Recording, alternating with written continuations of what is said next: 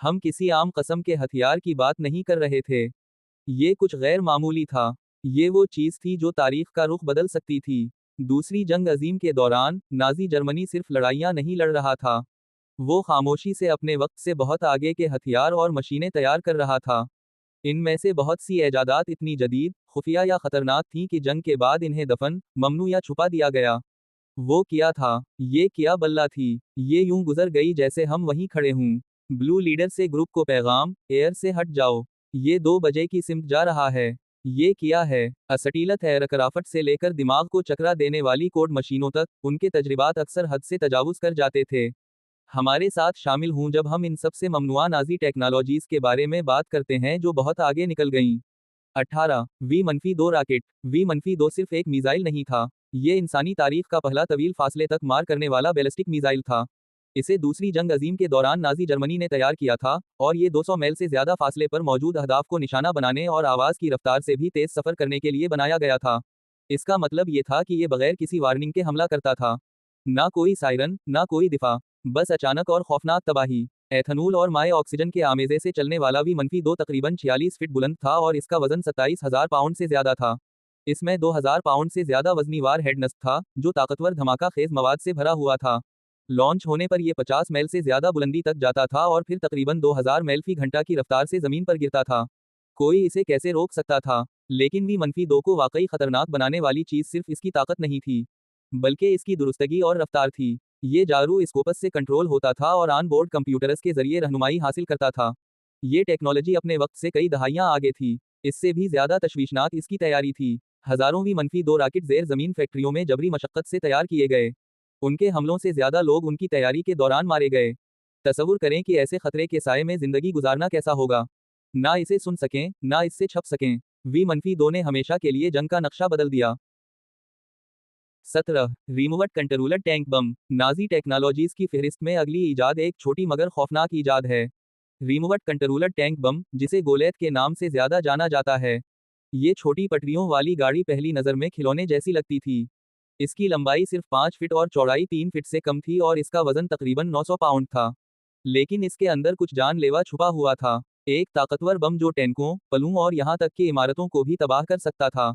गोलेत को अंदर बैठे हुए किसी सिपाही ने नहीं चलाया। इसके बजाय उसे दूर से एक जॉयस्टिक और लंबी केबल के जरिए रिमोट कंट्रोल से चलाया जाता था। इब्तिदाई मॉडल्स में अलीकटरत मोटर्स इस्तेमाल होती थी, लेकिन बाद के वर्जन्स में फील्ड में सस्ता और ज्यादा काबिल एतमाद बनाने के लिए गैस इंजन लगा दिए गए। ये मशीनें 200 पाउंड तक धमाका खेज मवाद ले जा सकती थीं और तकरीबन 5 मील फी घंटा की रफ्तार से चल सकती थीं। ज्यादा तेज नहीं, लेकिन इतनी तेज जरूर कि नोटिस होने से पहले नुकसान पहुंचा सकें। इसकी बत्तर बहुत पतली थी, आधे इंच से भी कम मोटी, इसलिए ये गोलियों की बौछार में ज्यादा देर तक नहीं बच सकती थी। लेकिन जब ये अपने हदफ तक पहुंच जाती, तो नतीजा तबाहकिन होता। गोलेत एक बार इस्तेमाल होने वाली मशीन थी। ये टिकराव पर फट जाता और आसपास की हर चीज के साथ गायब हो जाता। बगैर किसी इंसान के मैदान जंग में खामोशी से चलने वाला रोबोट बम उस दूर के लिए खौफनाक तस्वुर था। 16 मिसाइल कंपोजिट हवाई जहाज। यूरोप के आसमानों और दूसरी जंग अजीम के इंतशार के दरमियान जर्मन इंजीनियरों ने कुछ अजीब और इंतहाई खतरनाक जैस पर काम किया। मिसाइल कंपोजिट हवाई जहाज। पहली नज़र में ये यूं लगता था जैसे एक हवाई जहाज दूसरे के ऊपर बैठा हवा है। लेकिन ये कोई हादिसा नहीं था। ये एक मुहलिक डिजाइन था। ऊपर वाला हवाई जहाज एक आम लड़ाका था, जिसमें एक पायलट पूरे निजाम को कंट्रोल करता था। ताहम नीचे वाला हवाई जहाज बगैर पायलट के था। इसके बजाय इसमें हजारों पाउंड धमाका खेज मवाद भरा हुआ था। इस उड़न मजमूए को मिस्टल कहा जाता था, जिसका मतलब है मिसाइल 2, एक पौधा जो दूसरे से चमटकर जिंदा रहता है। यही कुछ जर्मनों ने बनाया था। सबसे आम वर्जन में नीचे जनकर्स जो 88 बम्बार और ऊपर फोके वोल्फर 190 जैसे लड़ाका तैयारे का इस्तेमाल किया गया। पायलट दोनों जहाज़ों को एक साथ उड़ाता और इन्हें हदफ की तरफ ले जाता। फिर सही वक्त पर बम्बार को अलग कर दिया जाता और वो अपने हदफ की तरफ ग्लाइड करता, जहां वो जबरदस्त धमाके से फट जाता। लड़ाका तैयारा अकेला वापस आ जाता। हर मिस्टल एक उड़ता हुआ बम था जिसे हैरत अंगेज दुरुस्तगी के साथ हिदायत दी जाती थी। एक मॉडल में तो एक खास शक्ल का वार हेड भी था जो खास तौर पर कंक्रीट के बंकरों या जहाज़ों को तोड़ने के लिए बनाया गया था। अगरचे ये बड़ी तादाद में तैयार नहीं हुआ, पुराने बम्बार तैयारों को देव हैकल मिसाइलों में तब्दील करने का ये ख्याल जंगी इंजीनियरिंग की हुदूद को चैलेंज करता था। 15 फ्लीगर फाउस्ट एक अजीब और जुर्रतमंदाना हथियार था जो नाजी जर्मनी में दूसरी जंग अजीम के आखिरी महीनों के दौरान तैयार किया गया था। ये एक बड़े और भारी नलके की तरह दिखाई देता था, लेकिन उसे आसमान में रॉकेट दागने के लिए डिजाइन किया गया था। ये दुनिया के पहले इंसान बर्दार एंटी एयरक्राफ्ट मिसाइल सिस्टम्स में से एक था। इसका मकसद सादा मगर खतरनाक था, जमीनी फौजियों को दुश्मन के तैयारे मार गिराने की ताकत देना। इसका सबसे जदीद वर्जन, जिसे फ्लीगर फाउस्ट भी कहा जाता था, इसमें 9 नालियां दायरे की शक्ल में तरतीब दी गई थीं। ये खुसूसी 20 मिलीमीटर के रॉकेट फायर करता था, जिनमें से हर एक में इस्तेहकाम के लिए छोटे पर और एग्जॉस्ट में घूमने का निज़ाम बनाया गया था। फायरिंग के दौरान पहले 4 रॉकेट दागे जाते, फिर थोड़ी ताखीर के बाद बाकी रॉकेट इसलिए दागे जाते ताकि धुएं की मदाखलत से बचा जा सके। लॉन्चर का वजन तकरीबन 14 पाउंड था और इसकी लंबाई तकरीबन 5 फीट थी। भारी जरूर था, मगर एक शख्स ही उसे उठा सकता था। उसका नाम फजाई मुक्का था और यही इसका असल मकसद था। कम बुलंदी पर उड़ने वाले दुश्मन तैयारों के खिलाफ एक तेज जर्ब, मगर इसमें मसाइल भी थे। इसकी रेंज महदूद थी, निशाना कमजोर था, और जब तक ये इस्तेमाल के लिए तैयार हुआ, जंग तकरीबन खत्म हो चुकी थी। सिर्फ तकरीबन उसी को ही असल जंग में आजमाया गया। 14 जेट से चलने वाला मी-262 दूसरी जंग अजीम के आखिरी सालों में नाजी जर्मनी ने एक ऐसा हथियार मुतारफ कराया जो इस वक्त साइंस फिक्शन जैसा लगता था। मैसरशमट मी-262 दुनिया का पहला अमली जेट से चलने वाला लड़ाका तैयारा। ये इत्तेहादियों के लिए बिल्कुल नया था। इसके दोहरी जेट इंजनों के साथ ये 560 मील फी घंटा से ज्यादा की रफ्तार हासिल कर सकता था, जो किसी भी इत्तेहादी लड़ाका तैयारे से 100 मील फी घंटा ज्यादा थी। तसव्वुर करें कि आप आसमान में सिर्फ एक प्रोपेलर के साथ उसका सामना कर रहे हों। ये चमकदार, नोकदार नाक वाला तैयारा, जिसे जर्मन पायलट सवीलू अबाबील कहते थे, इनकलाबी टेक्नोलॉजी से लैस था। इसमें पीछे की तरफ झक्की हुई पर हल्की फुल्की साख और ताकतवर 30 मिलीमीटर तोपें थीं जो बमबार तैयारों के दस्तों को सेकंडों में चीर सकती थीं। कुछ मॉडल्स को रॉकेट पोड्स से भी लैस किया गया था ताकि दूर से तबाहकिन हमले किए जा सकें। ये सिर्फ लड़ाका तैयारा ही नहीं था, बल्कि बम भी गिरा सकता था, तस्वीर भी ले सकता था, या रात के वक्त शिकार भी कर सकता था। मी-262 के इंजन हैरानकिन थे, लेकिन यही इसकी कमजोरी भी थे। ये तेज थे, लेकिन नाजुक। रफ्तार में अचानक तब्दीली इंजन को बंद या तबाह कर सकती थी। फिर भी, जब ये फिजा में होता, तो तकरीबन नाकाबिल शिकस्त होता। रिवायती एंटी एयरक्राफ्ट हथियार उसे निशाना बनाने में नाकाम रहते, और इत्तेहादी लड़ाका तैयारों को उसे टेक ऑफ या लैंडिंग के दौरान घात लगाकर मारना पड़ता था। 13 सुल्बर फॉगल नाजी जर्मनी के जदीद हथियारों के प्रोग्रामों में से दूसरी जंग अजीम के दौरान सामने आने वाले सबसे खौफनाक ख्यालात में से एक था। उसका नाम सिल्वर बर्ड यानी चांदी का परिंदा है, लेकिन ये कोई पुरअमन मशीन नहीं थी। ये एक रॉकेट से चलने वाला बमबार था, जिसे खला की सरहद के करीब परवाज करने, रियासत-ए मुत्तहिदा जैसे दूर दराज अहदाफ पर मुहलिक बम गिराने और फिर अपनी परवाज को पूरी दुनिया में जारी रखने के लिए डिजाइन किया गया था। मुस्तकबिल के तसव्वुरात पर मबनी ये तैयारा, जो आज भी जुर्रतमंदाना महसूस होते हैं, एक बड़े रॉकेट से चलने वाले स्लाइड से लॉन्च होता, जो 2 मील लंबी पटरी पर 1200 मील फी घंटा से ज्यादा रफ्तार से दौड़ता। फिर ये अपना इंजन चलाता और 90 मील की बुलंदी तक पहुंच जाता। वहां से ये तैयारा बालाई फिजा में उछलता, अपने चपटे नीचे वाले हिस्से को इस्तेमाल करते हुए पत्थर की तरह फिसलता और 15,000 मील तक सफर कर सकता था। इसका मतलब था कि ये अमेरिका पर हमला करके बहरुल काहिल में महफूज लैंडिंग कर सकता था। तकनीकी लिहाज से सुल्बर फॉगल अपने वक्त से बहुत आगे था। इसमें हरारत बर्दाश्त करने वाली शेल्डर्स और रीजनरेटिव इंजन कूलिंग जैसे इब्तिदाई तसव्वुरात भी शामिल थे, जो आजकल के जदीद रॉकेट्स में इस्तेमाल होते हैं। लेकिन इसमें एक खामी भी थी। हिसाबात में दोबारा दाखिले के दौरान इसको पेश आने वाली हरारत को कम समझा गया था। अगर ये तैयारा बनाया जाता तो मुमकिन है कि अपने हदफ तक पहुंचने से पहले ही पिघल जाता। 12 लैंड क्रूजर P-1000 दूसरी जंग अजीम के दौरान तस्वुर की जाने वाली सबसे इंतहा पसंद हथियारों में से एक जर्मन लैंड क्रूजर P-1000 जिसे रट भी कहा जाता है। ये सिर्फ एक टैंक नहीं था, बल्कि एक जमीनी जंगी जहाज था। इसका वजन 1100 शॉर्ट टन से ज्यादा रखने का मंसूबा था। रटा एक जदीद मुसाफिर तैयारे से लंबा और 3 मंजिला इमारत से ऊंचा था। इसका देवहैकल हज्म और फायर पावर यकीन करना मुश्किल था। 2 देव कामत मैरियन डीजल इंजनों से चलने वाला रटा बहरी तोप खाने ले जाने के लिए डिजाइन किया गया था, जिसमें एक हकीकी जर्मन जंगी जहाज से ली गई टरेट में नस्ब 2 11 इंच की जंगी जहाज तोपें थीं। जी हाँ, एक ऐसा टैंक जो जंगी जहाज की तरह मुसल्लाह था। इसमें कई anti aircraft guns, 128 millimetre anti tank cannon, machine guns, और यहां तक कि स्काउटिंग के लिए अंदर मोटरसाइकिलें भी रखी जा सकती थीं। टैंक की बख्तरबंदी 14 इंच तक मोटी होती, जो उसे उस दूर के ज्यादातर हथियारों के लिए तकरीबन नाकाबिल तस्खीर बना देती। लेकिन इतनी ताकत के साथ बड़े मसाइल भी थे। इसका वजन सड़कों और पुलों को कुचल देता। इसे ना रेल के जरिए और ना ही जहाज के जरिए मुंतकिल किया जा सकता था, और अपने हजम की वजह से उसे आसानी से फिजा से देखा और निशाना बनाया जा सकता था। फिर भी इस साइज का टैंक मैदान जंग को बदल सकता था या उसे मुकम्मल तौर पर तबाह कर सकता था। खुशकिस्मती से ये कभी खाके से आगे ना बढ़ सका। 11 T-28 सुपर हैवी टैंक। दूसरी जंग अजीम के दौरान टैंक मुसलसल इर्तिका पजीर हो रहे थे, लेकिन कोई भी अमरीकी T-28 सुपर हैवी टैंक की जसामत और वजन तक नहीं पहुंच सका। ये टैंक जर्मनों के सबसे मजबूत दिफा को तोड़ने के लिए बनाया गया था और इसका वजन हैरानकिन 95 शॉर्ट टन था। ये वजन 3 शर्मिन टैंकों के मजमूई वजन से भी ज्यादा था। इसके अगले हिस्से में 12 इंच तक मोटी बख्तर थी, जो जर्मनी की मुहलिक 88 मिलीमीटर तोपों के वार बर्दाश्त करने के लिए बनाई गई थी। T-28 एक ताकतवर 105 मिलीमीटर तोप से लैस था, जो भारी गोले दाग सकता था, जो बंकरों और कंक्रीट की फसीलों को तबाह करने के लिए बनाए गए थे।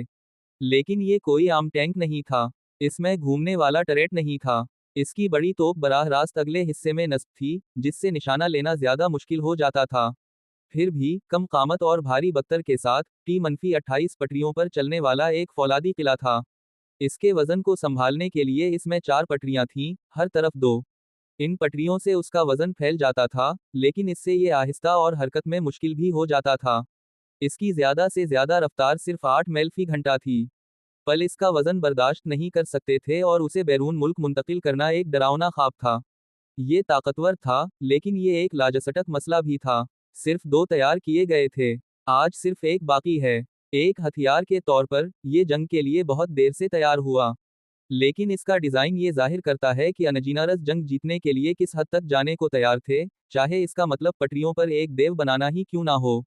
10 फरटज एक्स। फरटज एक्स दूसरी जंग अजीम के दौरान नाजी जर्मनी का सबसे जदीद हथियारों में से एक था। ये एक बड़े बम की तरह दिखता था, लेकिन ये इससे कहीं ज्यादा था। फरटज एक्स दुनिया का पहला दुरुस्त निशाना बनाने वाला एंटी शप हथियार था, एक मुहलिक ग्लाइड बम जिसे फिजा से रेडियो के जरिए अपने हदफ की तरफ गिरते हुए कंट्रोल किया जा सकता था। ये बम 3400 पाउंड से ज्यादा वजनी था, इसका खोल मजबूत आर्मर पियर संग था और इसमें 700 पाउंड से ज्यादा धमाका खेज मवाद का ताकतवर वार हेड नस्ब था।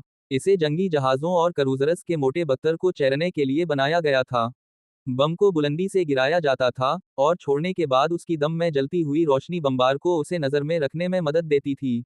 रेडियो सिग्नल्स के जरिए ऑपरेटर उसे हैरत अंगेज दुरुस्तगी के साथ हिदायत दे सकता था, अक्सर हदफ से सिर्फ 50 फीट के अंदर निशाना लगाता था। सही तरीके से काम करने के लिए, लॉन्च करने वाले तैयारे को सीधी लाइन में बगैर मुड़े या बचाव किए उड़ना पड़ता था। इससे तैयारा आसान हदफ बिन जाता था, लेकिन इनाम बड़ा था। फरटज एक्स ने मशहूर इतालवी जंगी जहाज रूमा को डबू दिया और ससली और सालरनू के करीब कई इत्तेहादी जहाज़ों को शदीद नुकसान पहुंचाया, जिनमें USS सेवाना और HMS वार स्पाइट शामिल हैं। फरटज एक्स को खतरनाक बनाने वाली बात सिर्फ इसकी ताकत नहीं थी, बल्कि वो तरीका था जिसने मैदान जंग को बदल दिया। अचानक, वो जंगी जहाज जो कभी समंदर में खुद को महफूज समझते थे, अब दूर अज रसाई नहीं रहे थे। 9 नाजी मकड़ी। सबसे ममनुआ नाजी टेक्नोलॉजीज की बात करते हुए जो हद से आगे निकल गईं, इस लीक होने वाली तस्वीर में एक मकड़ी नुमा बायूमी चैनिकल जंगी मशीन की जदीद तामीर 9 दिखाई गई है जो गुमशुदा नाजी खाकों पर मबनी है। इसका धाती करुए जिस्म सौसतीका का निशान रखता है, जबकि तेज कीड़े जैसे पांव इसके नीचे एक जदीद लैब में फैले हुए हैं, जहां आज के साइंसदान उसे बगौर देख रहे हैं। कहा जाता है कि ये मशीन खुफिया प्रोग्रामों जैसे डाई गलूक से मुंसलिक थी, और उसे खुदकार दरानदाजी और कत्ल की मुहम्मत के लिए डिजाइन किया गया था, जो अपने वक्त से कई दहाइयां आगे थी। असल मंसूबे को जंग के बाद दफन कर दिया गया था, मुबैना तौर पर इसलिए कि ये इस्तेमाल के लिए बहुत खतरनाक था। आप इस बारे में क्या सोचते हैं? 8 हेंशल HS-293। हेंशल HS-293 नाजी जर्मनी की दूसरी जंग अजीम की सबसे जदीद और खतरनाक टेक्नोलॉजीज में से एक थी। ये गाइडेड ग्लाइड बम सिर्फ एक नया हथियार नहीं था, बल्कि रिमोट कंट्रोल्ड जंग के एक खौफनाक दूर का आगाज था। इसे फिजा से बहरी जहाजों पर हमले के लिए तैयार किया गया था और उसे जॉयस्टिक और रेडियो सिग्नल्स के जरिए हकीकी वक्त में कंट्रोल किया जा सकता था, जिससे एक सादा बम एक मुहलिक और एन निशाना लगाने वाला मिसाइल बन गया था। HS-293 को खास तौर पर खतरनाक बनाने वाली चीज इसका ताकतवर रॉकेट बूस्टर था। ये इंजन लॉन्च के फौरन बाद उसे जबरदस्त रफ्तार देता था, जिससे ये अपने हदफ की तरफ 850 फीट फी सेकंड से ज्यादा की रफ्तार से ग्लाइड करता था। इसमें 650 पाउंड से ज्यादा वजनी वारहीड नस्ब था और ये एक ही वार से बड़े बहरी जहाज को डबूने की सलाहियत रखता था। ऑपरेटर्स इसे जर्मन बमबार तैयारों से लॉन्च करते थे, दुश्मन की फायरिंग से दूर रहकर। ऊपर से वो बम के फ्लियर्स को देखते और उसे नीचे मौजूद जहाज़ों की तरफ हिदायत देते थे। इसने इत्तेहादी अफवाज में खौफ पैदा कर दिया था और मुअस्सर जवाबी तदाबीर तैयार होने से कबल 2 दर्जन से जायद जहाज डुबोए या नुकसान ज़दा किए गए थे। इससे भी ज्यादा खौफनाक इसके जदीद मॉडल्स थे, जिनमें जामंग से बचने के लिए वायर गाइडेड वर्जन और हत्ता कि एक ऐसा वर्जन भी शामिल था जिसमें रिमोट कंट्रोल के लिए छोटा टेलीविजन कैमरा नस्ब था। खुशकिस्मती से जंग खत्म हो गई उससे पहले कि ये इस्तेमाल किए जाते। 7. रौरश्ताल X-4 रौरश्ताल X-4 एक मुहलिक फिजा से फिजा में मार करने वाला मिसाइल था जिसे दूसरी जंग अजीम के दौरान नाजी जर्मनी ने तैयार किया था। अगरचे ये कभी जंग में इस्तेमाल नहीं हुआ, इसका डिज़ाइन अपने वक्त के लिहाज से निहायत जदीद और ख़तरनाक था। X-4 को महफूज फासले से दागा जा सकता था, जो 550 मील फी घंटा से ज़्यादा रफ्तार से उड़ता था, जबकि उसके साथ 2 पतले तार जुड़े होते थे जो पायलट के कंट्रोल सिस्टम से मुंसलिक होते थे। जी हाँ, ये मिसाइल काकपट से एक सादा जवाइस टक के जरिए हाथ से कंट्रोल किया जाता था। इसमें एक छोटा मगर ताकतवर रॉकेट इंजन इस्तेमाल होता था, जो केमिकल्स के एक जहरीले आमेजे को जलाकर चलता था, जिसे भरना खुद एक बड़ा खतरा था। जरा तसव्वुर करें कि आप एक ऐसे हथियार में ईंधन भर रहे हैं जो धात को जंग आलूद कर सकता है और जरा सी गलती पर फट सकता है। मिसाइल के अंदर एक वार हेड था जिसमें 44 पाउंड धमाका खेज मवाद भरा हुआ था, जिसे तेज धात के टुकड़ों से बमबार तैयारों को चैरने के लिए डिजाइन किया गया था। इसे सीधा अराने के लिए X-4 गोली की तरह घूमता था और उसके परों से जुड़ी हुई रोशनियां पायलट को आसमान में उसे देखने में मदद देती थीं। यहां तक कि वार हेड में भी एक खास चाल थी, एक मखसूस फ्यूज जो दुश्मन के इंजनों की आवाज सुनता था और जब काफी करीब आ जाता तो फट जाता। तकरीबन 1000 मिसाइल तैयार किए गए और उनमें से कई की आजमाइश हुई, मगर इन्हें कभी जंग में इस्तेमाल नहीं किया गया। 6. सेक्सर वासरफाल जब आप लफ्ज आबिशार सुनते हैं तो शायद आपके जहन में एक पुरसकून नदी का मंजर आता है जो चट्टानों पर गिरती है। लेकिन दूसरी आलमी जंग के दौरान वासरफाल का मतलब कुछ बहुत ज्यादा हलाकत खेज था। C-2 वासरफाल फेरंगेलनिक्टे फ्लेकरीकीदा एक रहनुमाई शुदा सतह से फिजा में मार करने वाला मिसाइल था जिसे नाजी जर्मनी ने तैयार किया था, और ये हैरत अंगेज हद तक जदीद था। ये मिसाइल सिर्फ एक ख्वाब नहीं था, ये बदनाम जमाना V-2 रॉकेट पर मबनी था, लेकिन इसका साइज छोटा करके उसे इत्तेहादी बमबार तैयारों को मार गिराने के लिए दोबारा तैयार किया गया था। ये एक मुकर्ररा अड्डे से सीधा ऊपर की तरफ लॉन्च होता और 1700 मील फी घंटा से ज्यादा की रफ्तार तक पहुंच सकता था। इसमें 500 पाउंड से ज्यादा वजनी एक बड़ा वारहीड नस्ब था, जिसे किसी हवाई जहाज को बराह रास्त निशाना बनाने की जरूरत नहीं थी। बमबार तैयारों के एक दस्ते के दरमियान धमाका कई जहाजों को आसमान से गिरा सकता था। वासरफाल को खतरनाक बनाने वाली चीज इसका रहनुमाई निजाम था। एक जमीनी ऑपरेटर उसे जॉयस्टिक के जरिए कंट्रोल करता, खास निशाने या रीडार के जरिए देखते हुए। रॉकेट रेडियो कमांड्स के जरिए जवाब देता, परवाज के दौरान मरता और सिमत बदलता। हत्ता कि अंधेरे या खराब मौसम में भी ये मिसाइल अपने हदफ को रीडार की मदद से तलाश कर सकता था। अगरचे उसे कभी जंग में इस्तेमाल नहीं किया गया, लेकिन 30 से ज्यादा तजर्बाती लॉन्चेस ने उसकी हलाकत खेजी को साबित कर दिया था। 5. इंजियान इंजियान एक ऐसा मिसाइल था जो दूसरी आलमी जंग के दौरान दुनिया ने उससे पहले कभी नहीं देखा था।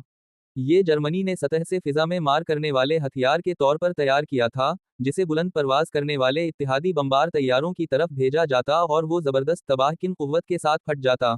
लड़ाका तैयारे की तरह हवाई जहाजों का पीछा करने के बजाय इंजियान को सामने से रोकने के लिए बनाया गया था, जिसमें 1000 पाउंड से ज्यादा का वारहीड नस्ब था। सिर्फ एक कामयाब धमाका कई तैयारों को एक साथ तबाह कर सकता था। मिसाइल का जिस्म भी -163 रॉकेट तैयारे की तरह दिखाई देता था, लेकिन इसके अंदर कोई पायलट नहीं था। इसे जमीन से रेडियो कंट्रोल के जरिए दूर से हिदायत दी जाती थी। ऑपरेटर इसे दुश्मन बमबारों के दस्ते के करीब ले जाता, फिर उसे सही मकाम पर पहुंचाता। कागज पर यह ख्याल आसान था, लेकिन हकीकत में ये बहुत पेचीदा था। रेडियो कंट्रोल्ड रॉकेट के जरिए बुलंद फिजाओं में हरकत करते अहदाफ को निशाना बनाना आसान नहीं था। इंजियान में ठोस और माए दोनों ईंधन इस्तेमाल किए गए थे। 4 बोस्टर उसे जमीन से जबरदस्त धक्का देते थे, जबकि माए इंजन उसे ऊपर ले जाता था। मवाद की बचत के लिए इसका ढांचा ज्यादातर लकड़ी से बनाया गया था, मगर इसकी तबाहकिन ताकत खौफनाक थी। इंजीनियरों ने इसमें रीडार या इंफ्रारेड गाइडेंस सिस्टम लगाने की भी कोशिश की, लेकिन जंग खत्म होने से पहले ये मुकम्मल ना हो सके। अगरचे इंजियान कभी मैदान जंग तक न पहुंच सका, लेकिन इसकी टेक्नोलॉजी ने मुस्तकबिल के मिसाइल सिस्टम्स के लिए राह हमवार की। ये फिजा में होने वाली जंगों की एक खतरनाक झलक थी कि मुस्तकबिल में ये कैसी हो सकती हैं। 4. फॉर लैला, अगर आप समझते हैं कि हम खतरनाक नाजी मिसाइल तजर्बात से फारिग हो चुके हैं, तो दोबारा सोचें। फॉर लैला, जिसका मतलब जर्मन जबान में आग की कन्वल है, इस बात की एक और खौफनाक मिसाल है कि नाजी इंजीनियरों ने दूसरी जंग अजीम के दौरान फौजी टेक्नोलॉजी को किस हद तक पहुंचाया। एंटी एयरक्राफ्ट मिसाइल के तौर पर तैयार की गई फॉर लैला 2 वर्जन्स में आई। छोटा F-25 और इससे कहीं ज्यादा ताकतवर F-55। F-25 पहला प्रोटोटाइप था। ये छोटा था, सिर्फ 6.5 फीट लंबा और 520 मील फी घंटा से ज्यादा की रफ्तार से उड़ सकता था। अगरचे इसे ज्यादातर परवाज के रवैये का मुताला करने के लिए बनाया गया था, इसमें पहले ही खतरे की सलाहियत नजर आ रही थी। ताहम F-55 असल खतरा था। तकरीबन 16 फीट लंबा और ठोस वायुमाए दोनों ईंधन से चलने वाला ये सुपरसोनिक मिसाइल 32,000 फीट से ज्यादा बुलंदी पर हवाई जहाजों को निशाना बनाने के लिए डिजाइन किया गया था। ये 200 पाउंड से ज्यादा वजनी वार हेड ले जा सकता था, जो एक ही वार में बमबार तैयारे को तबाह करने के लिए काफी था। जमीन से रिमोट कंट्रोल के जरिए चलाया जाने वाला फॉर लैला रेडियो सिग्नल्स के जरिए हिदायत याफ्ता था, लेकिन ड्राइव सिस्टम्स और परवाज के इस्तेहकाम में मसाइल की वजह से ये कभी मुकम्मल तौर पर फाल ना हो सका। फिर भी ये सोचकर ही रौनगटे खड़े हो जाते हैं कि अगर ये मसाइल हल हो जाते तो क्या हो सकता था। ज्यादातर लकड़ी से तैयार किया गया ताकि वसाइल की बचत हो सके। ये मिसाइल साबित करता है कि मायूसी के आलम में भी नाजी टेक्नोलॉजी कुछ खौफनाक हासिल करने की कोशिश कर रही थी। 3. करूमलाफ दूसरी जंग अजीम के दौरान नाजी जर्मनी से आने वाले सबसे अजीब और खतरनाक हथियारों के ख्यालात में से एक था। ये एक खमदार बैरल अटैचमेंट था जो स्टर्मगिवर 44 राइफल के लिए बनाया गया था, जिससे फौजियों को ये सहूलत मिलती थी कि वो खुद को दुश्मन की फायरिंग से बचाते हुए कोने के पीछे से फायर कर सकें। इसमें एक पीरी स्कोप साइट भी थी ताकि निशानाबाज छपकर निशाना ले सके। सुनने में तो ये बहुत होशियाराना मालूम होता है, लेकिन हकीकत इससे कहीं ज्यादा पेचीदा और मुहलिक थी।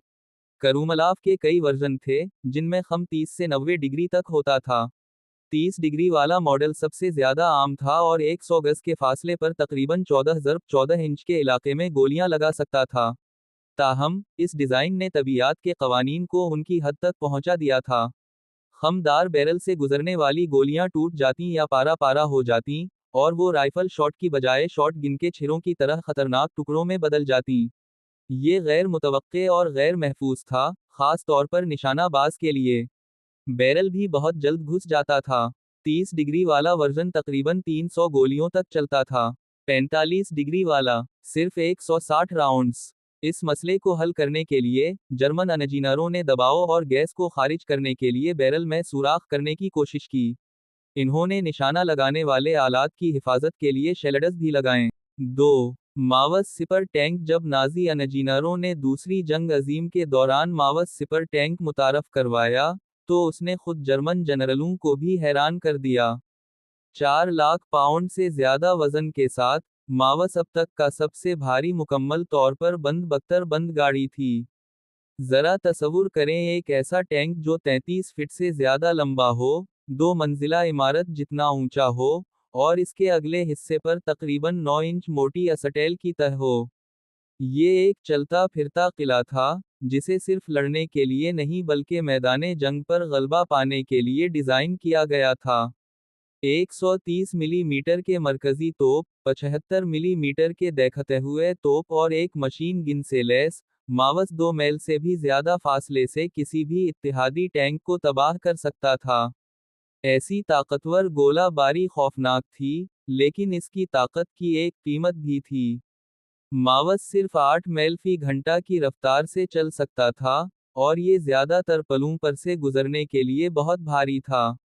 इसे दरिया पार करने के लिए पानी के नीचे जाना पड़ता या खास केबल्स इस्तेमाल करना पड़ती थीं। इससे भी ज्यादा खतरनाक बात ये थी कि ये ईंधन को एक जहाज की तरह जला देता था। जर्मनी को शदीद ईंधन की कमी का सामना था। इस एक एनिगमा मशीन नाजी जर्मन राजदारी के इस कदर दीवाने थे कि इन्होंने दुनिया की सबसे जदीद रमज कुशाई मशीनों में से एक तैयार की। एनिगमा, ये बरकी वाओ मेकानी आला एक टाइपराइटर की तरह दिखाई देता था, मगर ये कहीं ज्यादा खतरनाक था। इसमें घूमने वाले डिस्क या रोटर्स की एक सीरीज इस्तेमाल होती थी जो हरूफ को खुफिया कोड्स में बदल देती थी। हर कलीद दबाने पर मुख्तलिफ नतीजा निकलता था, और 158 क्विंटिलियन से ज्यादा मुमकिना सेटिंग्स के साथ, ये नाकाबिल शिकस्त मालूम होती थी। एनिगमा को जर्मन फौज के तमाम शुबों में इस्तेमाल किया जाता था, फौज से बहरिया तक। सिपाही इसमें पैगामात टाइप करते और मशीन मुख्तलिफ हुरूफ को रोशन करके एक खुफिया पैगाम बनाती। एक और ऑपरेटर, अगर उसके पास वही सीटिंग हो, तो उसे डी कोड कर सकता था, वो भी सिर्फ इस सूरत में जब सब कुछ बिल्कुल दुरुस्त हो। अगर ऐसा ना होता तो पैगाम हमेशा के लिए ज़ाया हो जाता। एनिगमा का असल खतरा सिर्फ इसकी राजदारी में नहीं था, बल्कि इसमें था कि ये किस तरह मुहलिक हमलों, पोशीदा यू बोट ऑपरेशंस और जंगी मंसूबों की हम आहंगी में मदद देती थी। जरा तसव्वुर करें कि पूरा मैदान जंग ऐसे पैगामात के जरिए कंट्रोल हो रहा हो जिन्हें कोई दूसरा पढ़ नहीं सकता। एनिगमा की ताकत यही थी। इसे तोड़ने में बरसों, ज़हीन दिमागों और बेशुमार कोशिशों की ज़रूरत पड़ी।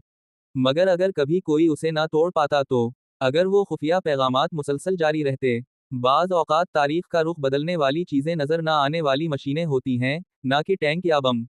आपके ख्याल में नाज़ी जर्मनी ने दूसरी जंग अज़ीम में खुफिया टेक्नोलॉजीज़ पर इतनी ज़्यादा सरमायाकारी क्यों की? अपनी राय कमेंट्स में बताएं और मज़ीद वीडियोज़ के लिए हमारे चैनल को सब्सक्राइब करें।